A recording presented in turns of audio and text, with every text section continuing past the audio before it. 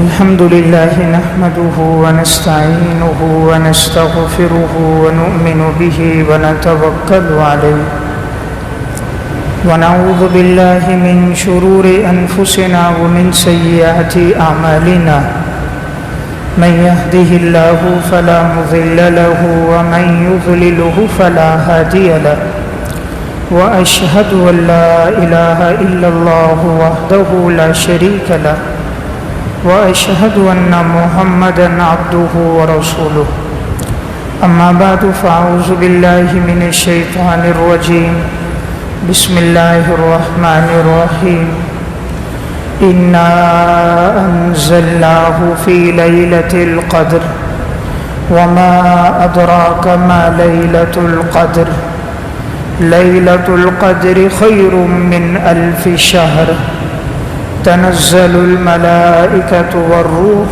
فيها بإذن ربهم من كل أمر سلام هي حتى مطلع الفجر وقال النبي صلى الله عليه وسلم من قام ليلة القدر إيمانا واحتسابا غفر له ما تقدم من ذنبه عن عائشة رضي الله تعالى عنها كان النبي صلى الله عليه وسلم إذا دخل العشر الأواخر شد مئزره وأحيا ليله وأيقظ أهله وقال النبي صلى الله عليه وسلم تحروا ليلة القدر في الوتر من العشر الأواخر من رمضان صدق اللہ العظیم۔ میرے انتہائی واجب الاحترام قابل صد احترام بھائیوں، دوستوں اور بزرگوں، رمضان المبارک کا بابرکت اور باسعادت مہینہ چل رہا ہے۔ آج 20 رمضان المبارک 1443 ہجری ہے۔ رمضان المبارک کا یہ دوسرا عشرہ بھی بالکل آخری مراحل میں ہے۔ ایک وقت تھا کہ ہم کہہ رہے تھے رمضان کا مہینہ آ رہا ہے، اور اب ایک وقت ہے کہ رمضان کے 2 عشرے تقریباً مکمل ہو چکے ہیں۔ 20 تراویح بھی الحمدللہ مکمل ہو چکی ہیں۔ اب آخری عشرہ آج مغرب کے بعد سے شروع ہونے والا ہے، جو رمضان المبارک کا نہایت محترم بشان عشرہ ہے۔ اس عشرے کے اندر ہی ایک رات ہے جسے لیلۃ القدر کی رات کہا جاتا ہے۔ قرآن کریم میں اللہ رب العزت نے ارشاد فرمایا انا انزلناہ فی لیلۃ القدر، یقیناً ہم نے قرآن کو لیلۃ القدر میں اتارا۔ وما ادراک ما لیلۃ القدر، تمہیں کیا معلوم ہے کہ لیلۃ القدر کیسی رات ہے؟ لیلۃ القدر خیر من 1000 شہر، لیلۃ القدر کی رات 1000 مہینوں سے زیادہ بہتر ہے۔ تنزل الملائکۃ والروح فیہا بإذن ربہم من کل امر، اس رات میں فرشتے بھی اترتے ہیں اور روح الامین حضرت جبرائیل علیہ السلام بھی اترتے ہیں اللہ کا حکم لے کر، اور یہ رات سلام سراپا سلامتی والی رات ہے یہاں تک کہ فجر طلوع ہو جائے، یعنی یہ پوری رات سراپا رحمت ہے، سراپا سلامتی ہے۔ تو قرآن کریم میں اللہ رب العزت نے مستقل ایک سورت نازل فرمائی، اور اس سورت کا نام ہی سورہ قدر ہے۔ 1000 مہینوں سے بہتر ہے، اس کا مطلب کیا ہے؟ 1000 مہینے تقریباً 83 سال کا عرصہ بنتے ہیں۔ ایک موقع پر نبی اکرم صلی اللہ علیہ وسلم نے بنی اسرائیل کے ایک شخص کا تذکرہ فرمایا کہ جس نے 1000 مہینے تک اللہ کی عبادت کی، اور بعض روایات میں کہ وہ دن بھر جہاد کرتا تھا، رات بھر قیام کرتا تھا، تو اس نے 1000 مہینے یعنی 83 سال اللہ رب العزت کی مستقل عبادت کی۔ صحابہ اکرام نے فرمایا یا رسول اللہ اتنی عبادت تو ہم نہیں کر سکتے، اس امت کے لوگوں کی عمریں بھی کم ہیں۔ تو یہ صورت نازل ہوئی کہ جو آدمی لیلۃ القدر میں عبادت کرے گا تو اس ایک رات میں عبادت کرنا 1000 مہینوں میں عبادت کرنے سے بہتر ہے۔ گویا اس رات کی عبادت 83 سال کی عبادت کے برابر اجر و ثواب اسے ملتا ہے۔ قرآن کریم میں اللہ رب العزت نے یہ نہیں فرمایا کہ 1000 مہینے، فرمایا 1000 مہینوں سے بھی بہتر۔ اب وہ 2000 گنا بھی ہو سکتا ہے، 10,000 گنا بھی ہو سکتا ہے۔ جتنے اخلاص کے ساتھ عبادت ہوگی اتنا اجر و ثواب اور اس کی فضیلت اللہ کے ہاں اس آدمی کے لیے بڑھ جائے گی۔ اب یہ رات کون سی رات ہے؟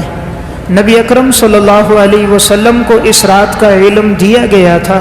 صحیح بخاری کی روایت میں ہے، آپ صحابہ اکرام کو بتانے کے لیے باہر نکلے، لیکن بعض ساتھی آپس میں الجھ گئے تھے، آپس میں جھگڑ رہے تھے، تو اللہ تعالیٰ نے آپ سے اس رات کی تعیین کا علم اٹھا دیا۔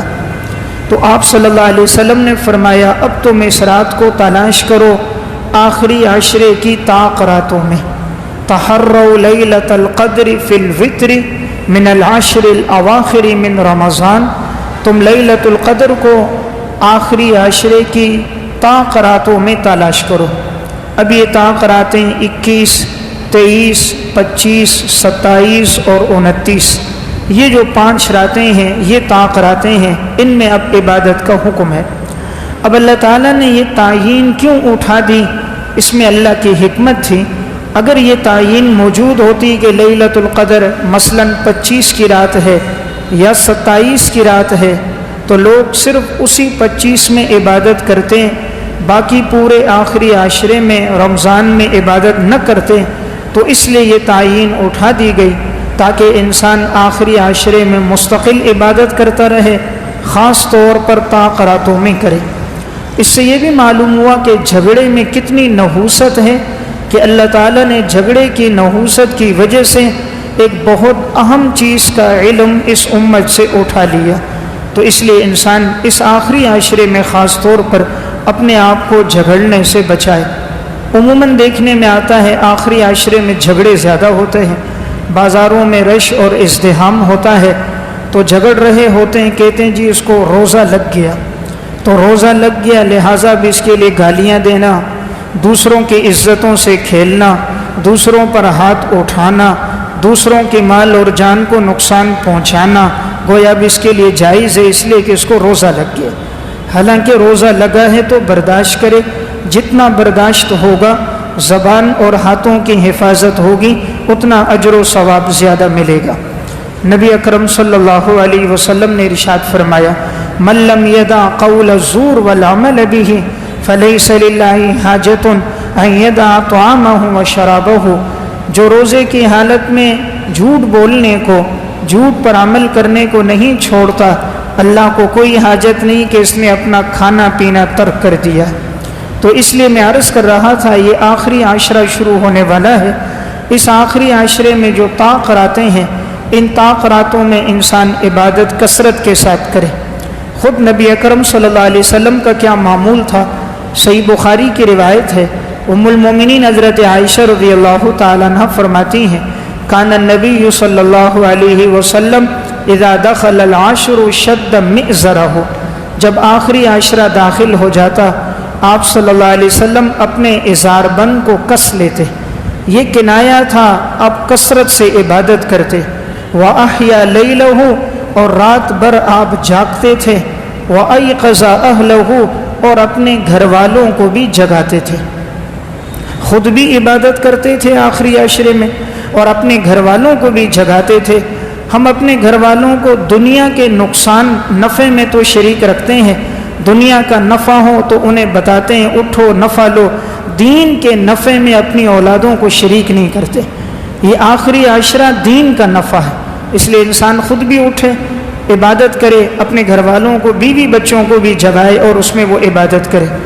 ام المومنین حضرت عائشہ رضی اللہ تعالیٰ عنہ فرماتی ہیں آپ صلی اللہ علیہ وسلم جتنی عبادت اس آخری عشرے میں کرتے تھے اتنی محنت اور عبادت دیگر میں نہیں کیا کرتے تھے۔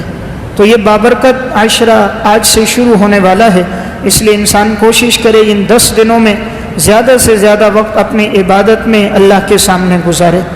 اسی آخری عشرے میں ایک عبادت شروع ہوگی آج مغرب کے بعد سے، اسے اعتکاف کہتے ہیں۔ اعتکاف ایک مسنون عمل ہے۔ نبی اکرم صلی اللہ علیہ وسلم جب ہجرت کر کے مدینہ پہنچے، اس وقت سے لے کر وفات تک آپ صلی اللہ علیہ وسلم کا معمول رہا، آپ نے ہر سال اعتکاف کیا ہے۔ سنن ترمذی کی روایت ہے، رسول اللہ صلی اللہ علیہ وسلم ہر سال اعتکاف کرتے، یہاں تک کہ آپ نے دنیا سے پردہ فرما دیا۔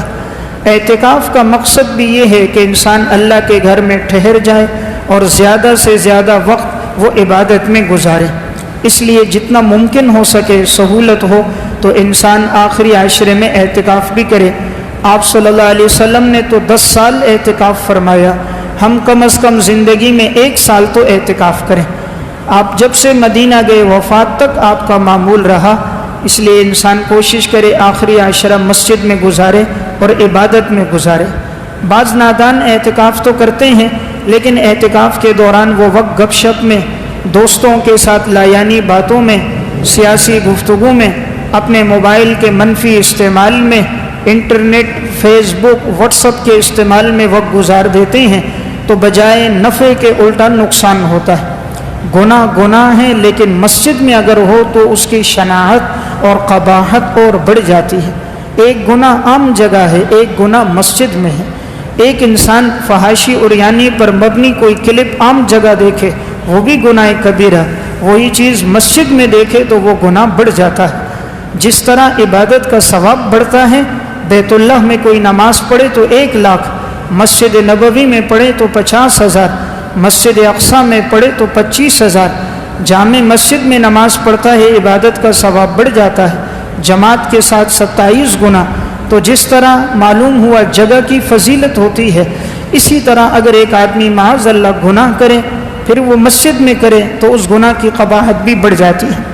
اب یہ آخری عشرہ ہم کس طرح گزاریں تاکہ یہ ہمارے لیے بابرکت اور باسعادت بن جائے؟ سب سے پہلا عمل تو اس میں اعتکاف کا ہے کہ انسان نیت کرے، اگر ممکن ہو اعتکاف کرے۔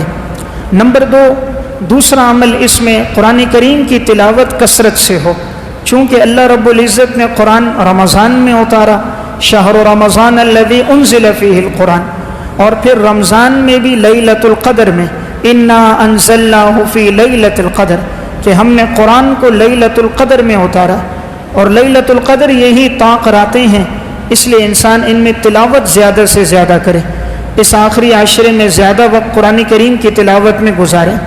تیسرا عمل، اگر زندگی میں کوئی نمازیں قضا ہو گئی ہیں، انسان اس آخری عشرے میں خاص طور پر نمازوں کی قضا کرے۔ بعض لوگ نوافل پڑھتے ہیں، تسبیحات پڑھتے ہیں، یہ بھی اپنی جگہ فضیلت والا عمل ہے، لیکن اگر نمازیں اس پر فرض باقی ہیں تو اس کی ادائیگی زیادہ ضروری ہے۔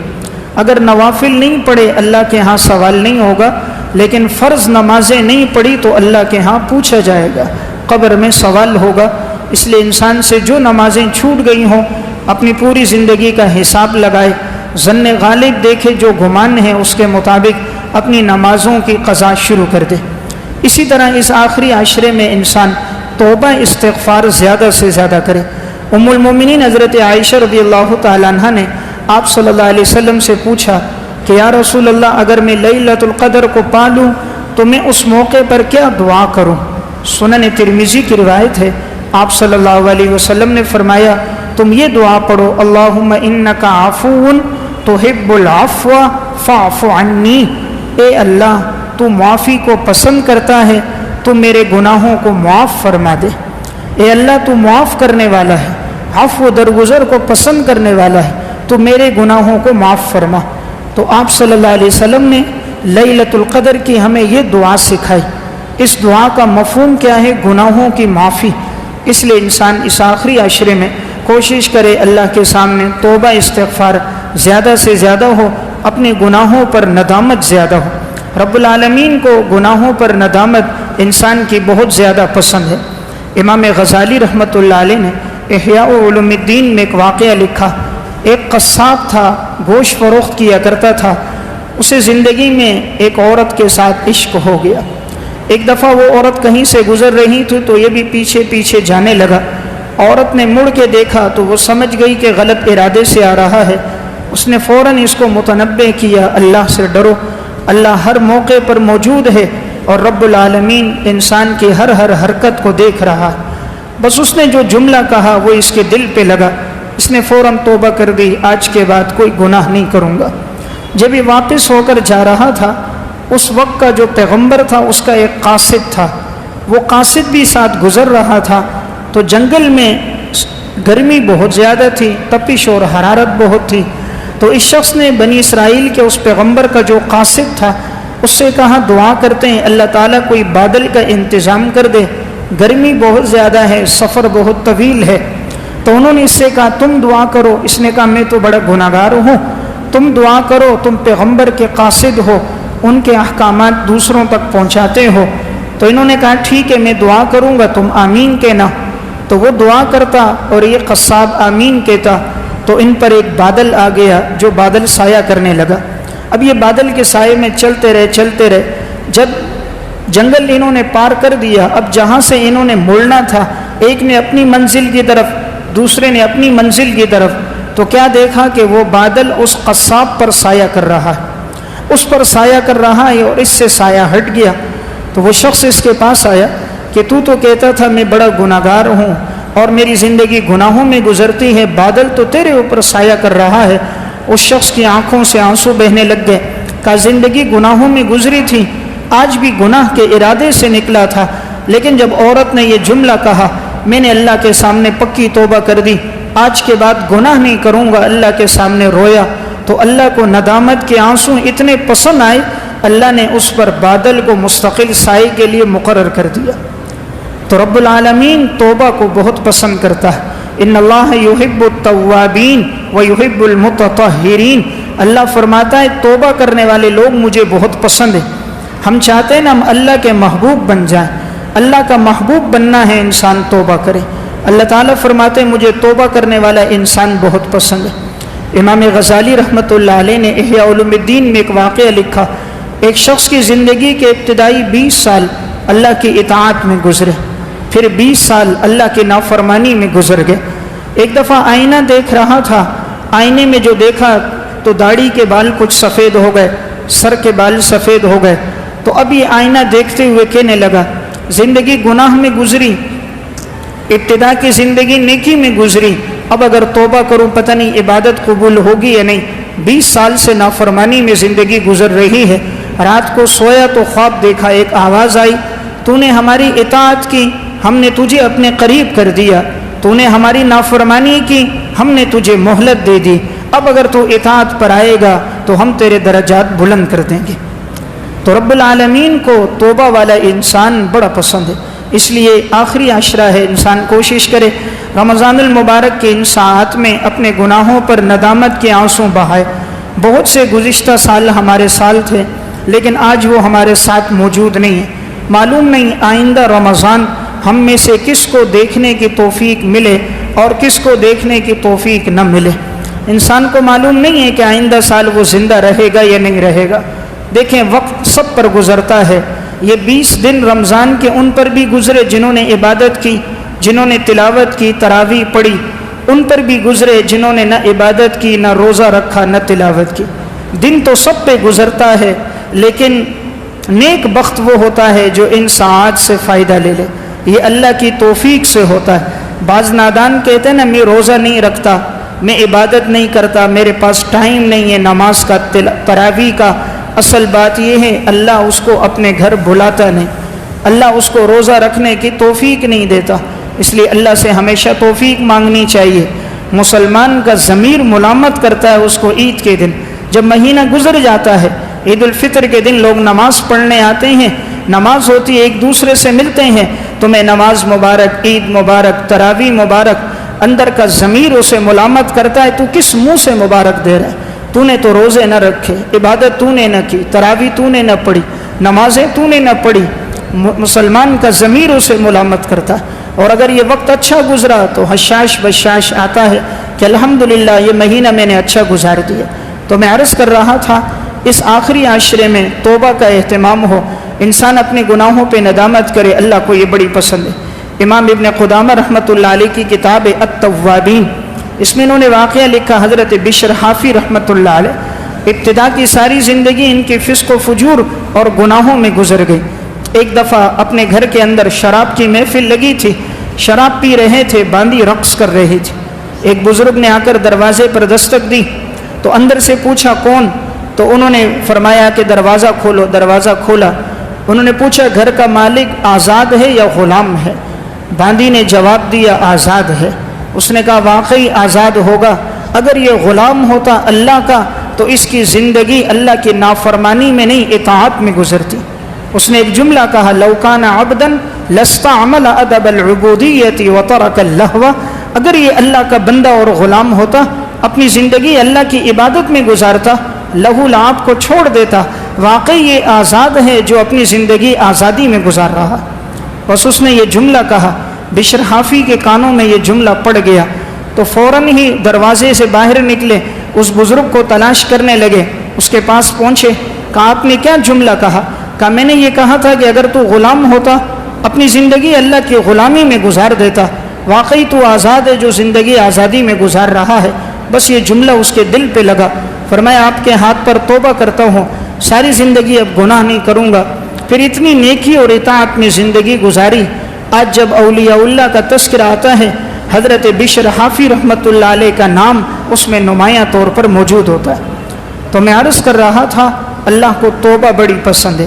جب انسان گناہوں پہ ندامت کر دے، رب العالمین سارے گناہوں کو انسان کے معاف فرما دیتا ہے۔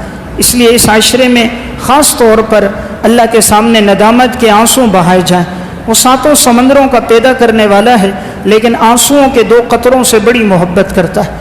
ندامت کا جب ایک قطرہ گال پہ گر جاتا ہے، وہ ماضی کے سارے گناہوں کو معاف کر دیتا ہے۔ رب العالمین تو انتظار میں کب یہ میرا بندہ میری طرف پلٹ کر آ جائے، کیا معلوم اگلے لمحات دیکھنا ہمیں نصیب ہوں یا نہ ہوں۔ ایک خاتون کے ایک بیٹے کا انتقال ہو گیا، اسے اپنے بیٹے سے بڑی محبت تھی، تو وہ اس کے فراق کے اندر ہر وقت روتی رہتی۔ لوگ اسے تسلی اور صبر دیتے لیکن اس کو صبر نہ آتا۔ تو کسی نے کہا فلاں بزرگ کے پاس جاؤ، تو وہ اس کے پاس پہنچی۔ بزرگ نے تسلی دی کہ بیٹے کا اگر انتقال ہو گیا اللہ کا امر ہے، ہر انسان نے دنیا سے جانا ہے۔ لیکن عورت کو بات سمجھ نہیں آ رہی تھی۔ اس نے کہا تو ایسا کر، یہ کٹورا میں تجھے دے رہا ہوں، ایسے گھر سے پانی لے کر آ جس گھر میں آج تک کسی کا انتقال نہ ہوا ہو، جس گھر میں نہ کسی باپ کا، نہ دادا کا، نہ پردادا کا، نہ پوتے کا، نہ پڑپوتے کا، نہ بیٹے کا، نہ بھائی کا، کسی کا انتقال نہ ہو، اس گھر میں، اس پورے گھرانے میں ایسے گھر سے پانی لے کر آ۔ اب یہ خاتون ایک گھر میں جاتی، پوچھتی بھائی تمہارے گھر میں کسی کا انتقال تو نہیں ہوا؟ کوئی کہتا باپ کا انتقال، کسی کے ہاں ماں کا انتقال، کہیں بیٹے کا انتقال، کہیں بھائی کا انتقال، کہیں رفیق حیات کا انتقال، کہیں دادا کا انتقال۔ پورے علاقے میں کوئی گھر ایسا نہ ملا کہ جس میں کوئی ایسا نہ تھا کہ جس میں کسی کا انتقال نہ ہوا ہو۔ عورت آئی، کہا ایسا گھر تو کوئی نہیں۔ تو انہوں نے آگے سے کہا میں تجھے یہی سمجھانا چاہ رہا تھا، جب ہر گھر میں کوئی نہ کوئی دنیا سے جا چکا ہے، تیرا بیٹا بھی دنیا سے جا چکا ہے، اب تو اس کے لیے ایصال ثواب کر، اس کے پیچھے محض رونے سے کوئی فائدہ نہیں۔ تو واقعہ سنانے کا مقصد، ہر گھر سے جنازے اٹھتے ہیں، ہم دیکھتے بھی ہیں لیکن ہم عبرت حاصل نہیں کرتے۔ کتنے جنازوں کو ہم نے خود کندھا دیا، کتنی قبریں ہم نے اپنے ہاتھوں سے کھودی، کتنے میتوں کو ہم نے غسل دیا، کتنوں کو آخری کفن کا کپڑا اٹھا کر ان کے چہروں کو دیکھا، کتنی میتوں کو کندھا دینے کے لیے آگے بڑھے، کتنوں کے اعلانات مسجد سے سنے، کتنی نماز جنازہ میں ہم نے شرکت کی، لیکن ہم نے کبھی یہ عبرت نہ لی کہ ایک وقت ہوگا میری بھی نماز جنازہ کا اعلان ہوگا، میرے جنازے کو بھی لوگ کندھا دینے کے لیے آئیں گے۔ ہم نے اٹھتی باراتیں تو دیکھی، اٹھتے جنازوں سے عبرت نہیں حاصل کی۔ شادی حالوں کا تو رخ کیا، کبھی اس گھر کی کیفیت نہیں دیکھی جہاں باپ کے سامنے نوجوان بیٹے کا جنازہ پڑا ہوا ہے، کبھی اس ماں کا بینا نہیں سنا جس کے سامنے نوجوان بیٹی دنیا سے جا چکی ہے، کبھی اس دادا کی داستان نہیں سنی کہ اس کے سامنے اس کا پوتا دنیا سے چل بسا۔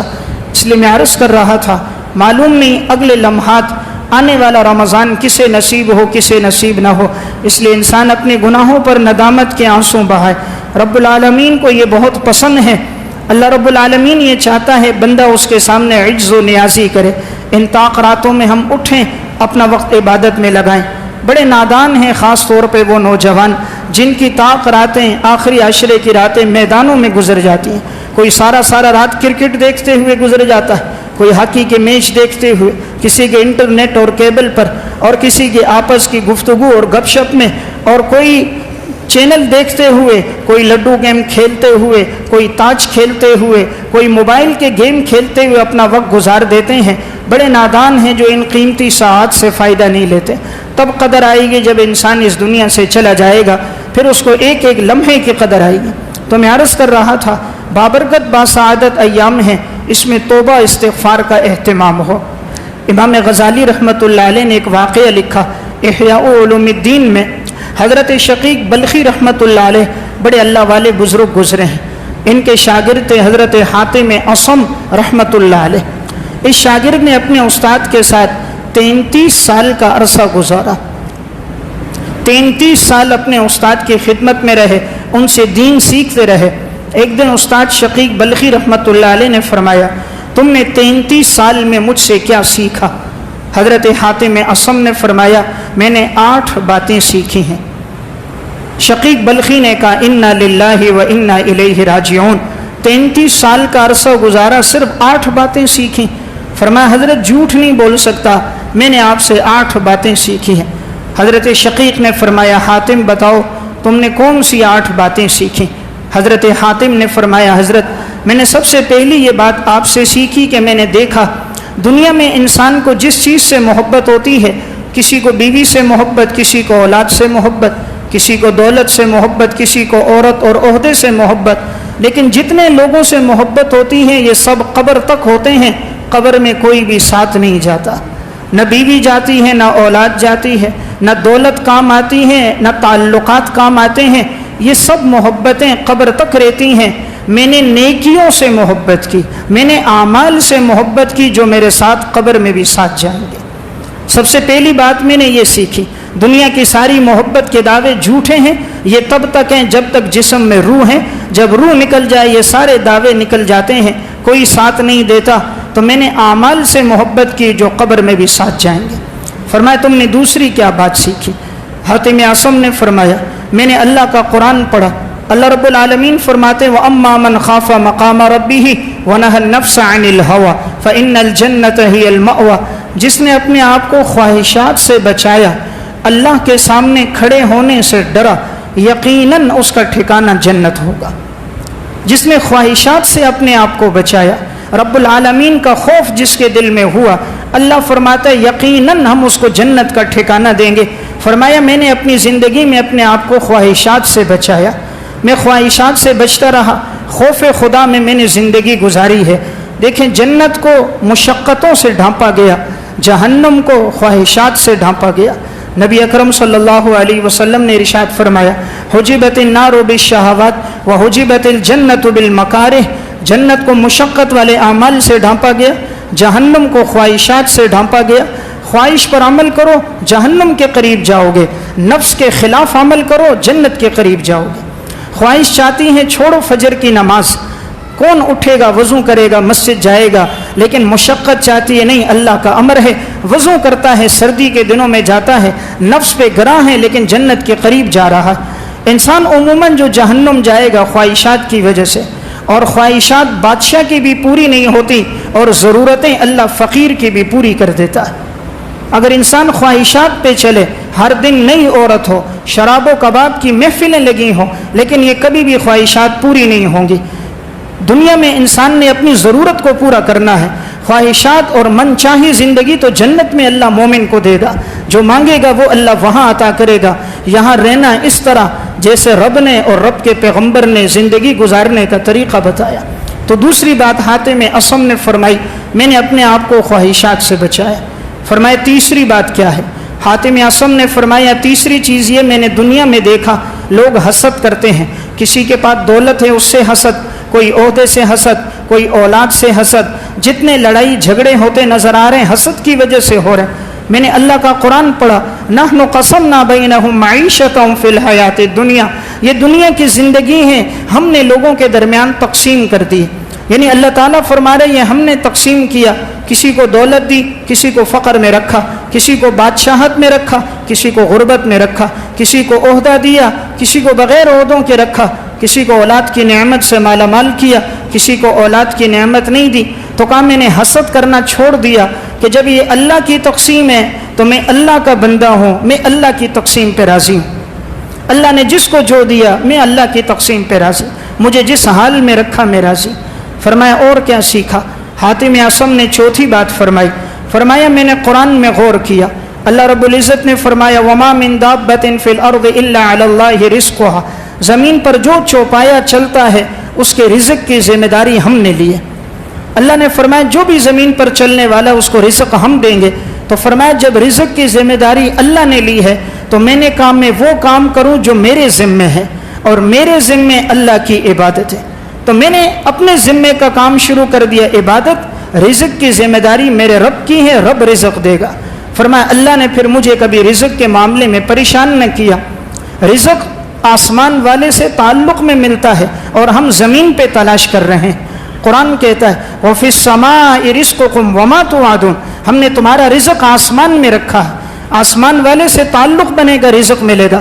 انسان نادان زمین پہ تلاش کر رہا ہے، کبھی ایک سیٹ کے پاس، کبھی ایک مینیجر کے پاس، کبھی ایک کے پاس منت سماجت، کبھی دوسرے کے پاس. اتنا آہو زاری اگر یہ اللہ کے سامنے کرتا رب العالمین رزق کے دروازے کھول دیتا.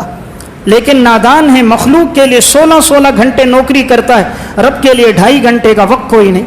تو انہوں نے آگے سے جواب یہ دیا میں اس کام میں لگا جو میرے ذمے، وہ عبادت، اور رزق تو میرے رب کے ذمے ہے. دیکھیں اللہ ناراض ہوتا ہے، رزق بند نہیں کرتا. اللہ ناراض ہوتا ہے، سجدے کی توفیق چھین لیتا ہے.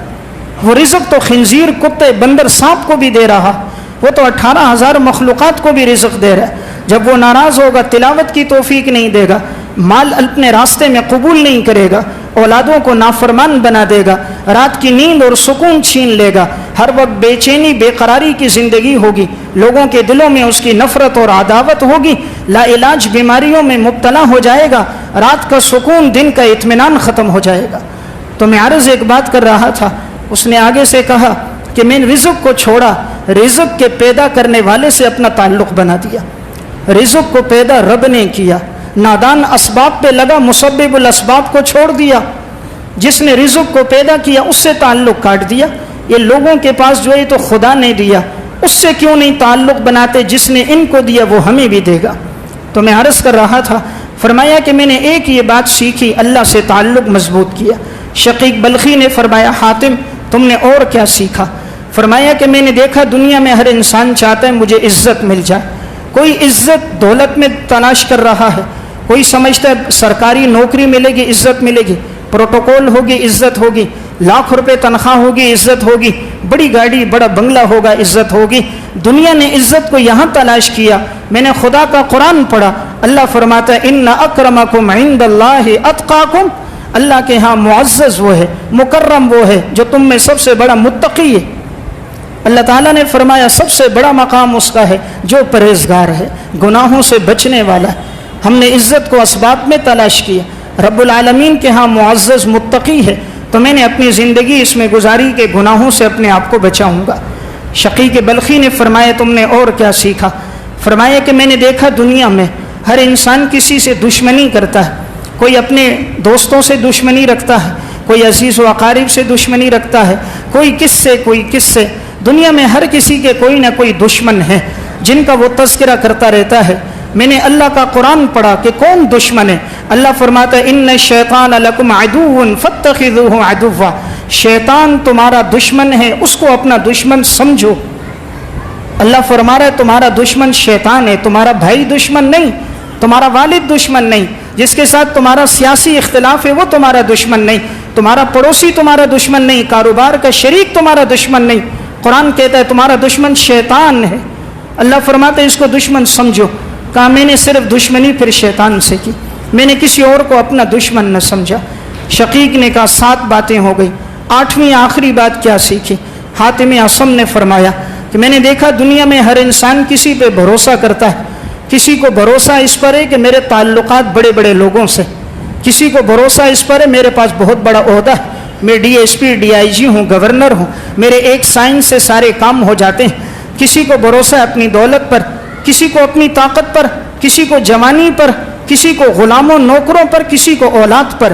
میں نے اللہ کا قرآن پڑھا، قرآن کہتا ہے وَمَن يَتَوَكَّلْ عَلَى اللَّهِ فَهُوَ حَسْبُهُ، جو اللہ پہ بھروسہ کرے گا اللہ اس کے لیے کافی ہے، جو اللہ پہ بھروسہ کرے گا اللہ اس کے لیے کافی ہے۔ تو میں نے صرف اپنا بھروسہ اللہ پہ کیا، میں نے مخلوق سے اپنی نگاہ ہٹا دی۔ یہ میں نے 33 سال میں 8 باتیں سیکھی ہیں۔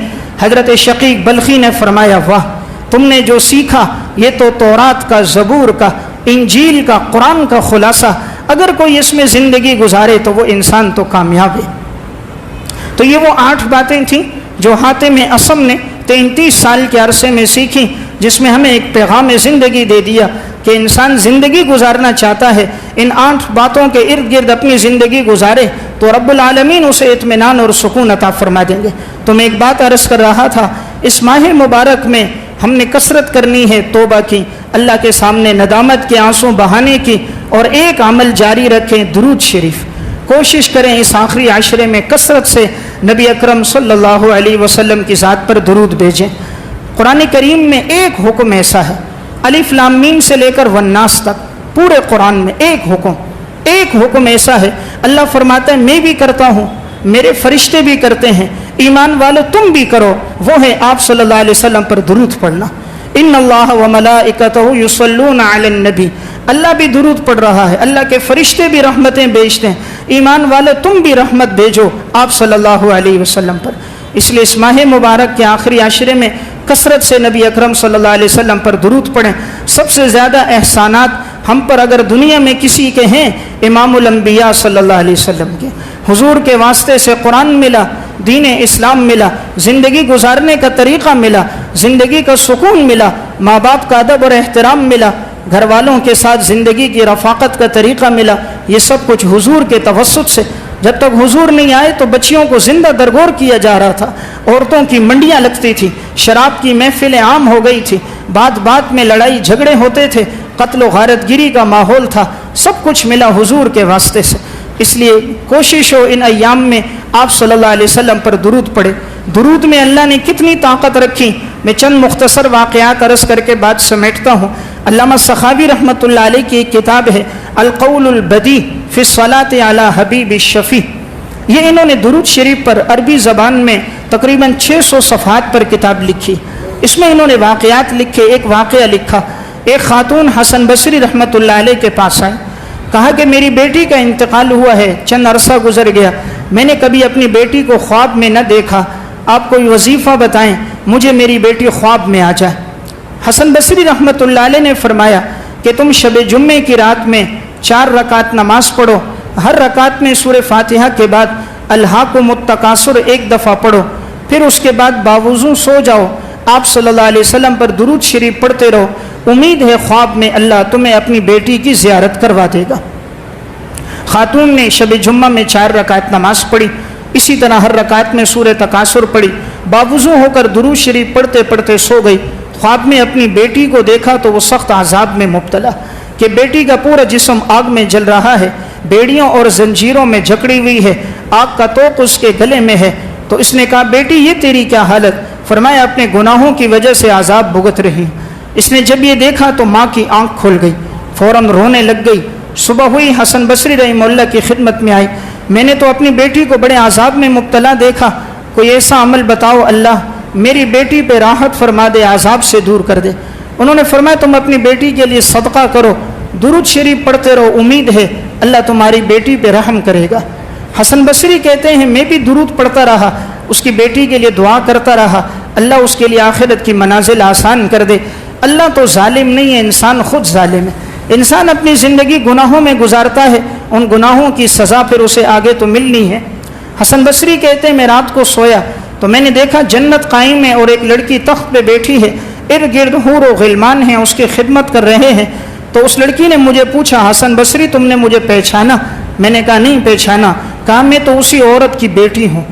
کہا اس نے تو کہا تھا تم عذاب میں مبتلا ہو اور تم تو بڑی راحت میں الحمدللہ اطمینان میں ہو۔ اس لڑکی نے کہا واقعی میں عذاب میں مبتلا تھی، لیکن گزشتہ کل شام ہی کی بات ہے کہ ایک شخص قبرستان میں آیا. یہ وہ تھا جو زندگی بھر نبی اکرم صلی اللہ علیہ وسلم پر درود شریف پڑھتا تھا, ہمیشہ اس کی زبان پہ درود ہوتا تھا. یہ قبرستان میں داخل ہوا, اس نے آپ صلی اللہ علیہ وسلم پر درود پڑھا اور اس کا ثواب تمام قبر والے مردوں کو بخش دیا. اللہ تعالیٰ نے اس کے درود کی وجہ سے قبرستان کے تمام مردوں کی مغفرت کر دی. کہ آج یہ جو جنت کے بلند و بالا مقام پہ میں ہوں, یہ صرف اور صرف اس شخص کے درود شریف پڑھنے کی وجہ سے. تو اللہ نے درود میں بڑی طاقت رکھی. چلتے پھرتے معمول بناؤ. بڑے نادان ہیں, 4 گھنٹے سیاسی گفتگو میں لگا دیتے ہو, 3 گھنٹے ٹیلی ویژن کے سامنے بیٹھ کر سیاست کی جھوٹی باتیں پڑھتے ہو, جھوٹی خبریں پڑھتے ہو, ان جھوٹی خبروں پہ تبصرے کرتے ہو. نبی کا سچا فرمان, خدا کا سچا قرآن نہیں پڑھتے, آپ صلی اللہ علیہ وسلم پر درود نہیں پڑھتے. بحث و مباحثہ کریں گے, یہ لیڈر اچھا, وہ لیڈر اچھا, وہ اس کی تعریف کرے گا, وہ اس کی تعریف کرے گا. سب کی زندگی کرپشن میں گزری ہے, سب فاسق فاجر ہیں. کوئی ایسا نہیں جو اللہ کو راضی کرنا جس کی زندگی کا مقصد ہو. پڑھنا ہے خدا کا سچا قرآن پڑھو, پڑھنا ہے آپ صلی اللہ علیہ وسلم پر درود شریف پڑھو, جن کے واسطے سے ہمیں دین ملا.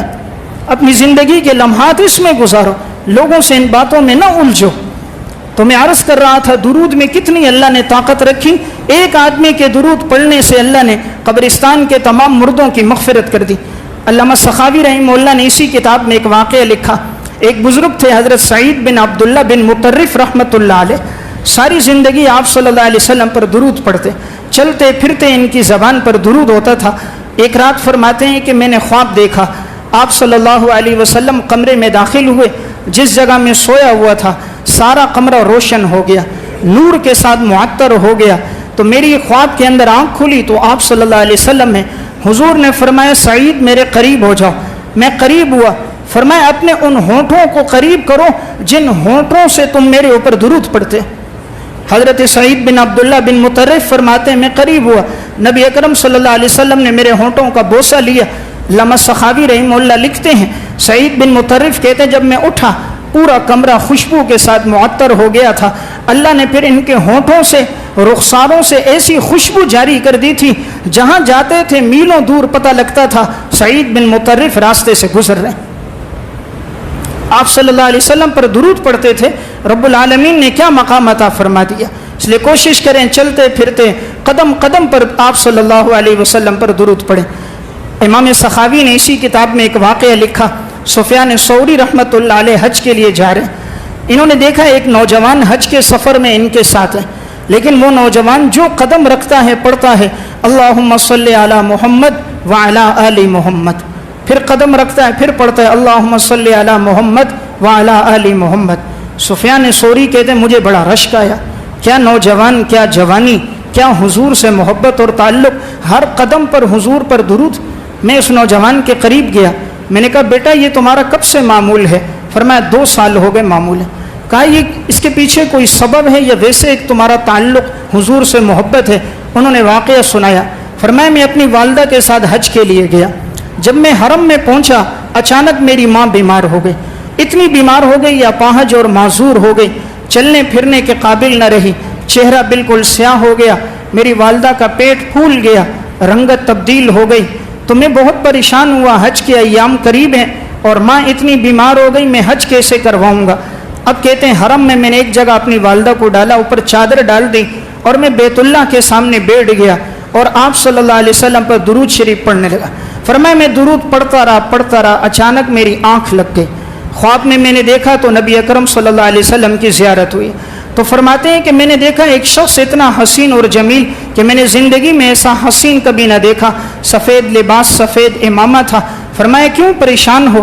میں نے کہا میری والدہ بیمار ہیں. فرمایا لاؤ. کہتے ہیں میں نے خواب میں والدہ کو لایا, حضور نے کچھ پڑھ کر دم کیا, ہاتھ پھیرا, ایک دم والدہ تندرست ہو گئیں. فرمایا اللہ کے حکم سے کھڑی ہو جا. تو میری والدہ کھڑی ہو گئیں. میں پہچان نہ سکا یہ کون. میں نے کہا آپ کون ہیں جو میری تکلیف کو دور کر دیا, میری مشکل آسان ہو گئی, اب میری والدہ حج کر سکیں گی. فرمایا جس پیغمبر پر تم درود پڑھ رہے تھے وہی میں تمہارا پیغمبر محمد صلی اللہ علیہ وسلم. تو رسول اللہ صلی اللہ علیہ وسلم پر درود پڑھتے رہے. امام الانبیاء صلی اللہ علیہ وسلم کی زیارت ہوئی اور اللہ تعالیٰ نے ان کی والدہ کو صحت بھی عطا فرما دی. فرماتے ہیں میں نے حضور سے پوچھا یا رسول اللہ کوئی عمل بتائیے جو میں کروں. فرمایا بیٹا ہر قدم پر میرے اوپر درود پڑھا کرو, ہر قدم پر میرے اوپر درود پڑھا کرو. اس کے بعد سے لے کر موت تک اس نوجوان کا یہی کام تھا, جو قدم رکھتا پڑھتا اللہم صلی علی محمد وعلی آل محمد. تو ہم بھی اپنی زندگی گزاریں آپ صلی اللہ علیہ وسلم پر درود شریف پڑھنے پر, لایانی گفتگو سے اپنے آپ کو بچا کر حضور پر جتنا درود پڑھیں گے آپ سے تعلق مضبوط ہوگا. روح آپ صلی اللہ علیہ وسلم کے روضہ اقدس کے انوارات ہمارے سینوں میں آئیں گے, حضور سے محبت مستحکم ہوگی, دین پر چلنا آسان ہو جائے گا. اللہ زندگی کا سکون اور اطمینان دے گا. اللہ ہم سب کو عمل کی توفیق